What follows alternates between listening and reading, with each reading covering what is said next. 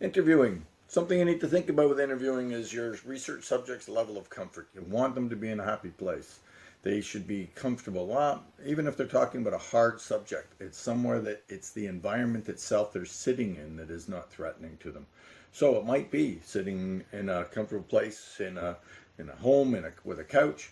Might be sitting in a food court. Might be that it's a very open public place and they can speak quietly but feel safe because there's a whole lot of activity around them that makes them feel like they can hide in amongst it. So hard to say how they will do.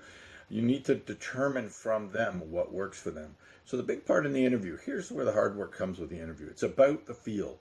The hardest part in an interview is learning to be quiet. And for some people like myself, that actually takes a lot of thought. You've got to learn to be able to shut it off. Listen.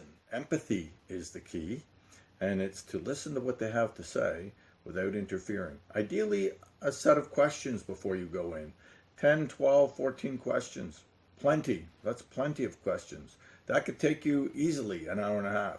And no interview should be more than an hour and a half with a specific break, maybe at 20 minutes, 40 minutes, because people get worn out. It can be emotionally exhausting if you're trying to do a quantitative, in-depth interview of something that's very personal. So keep that in mind as you go forward into interviewing. You're going to do a little exercise. Try one out. 15 minutes. It'll give you a feel for what an interview is like. But it's more important as you think about it, as you start to read the material on it. It's about trying to get in the other person's shoes, feel their life, not sympathy. It is trying to experience or understand their experience, not to tie all of the emotional content to it that they may have. You're trying to draw that out. So hope it goes well this week. We'll be in touch.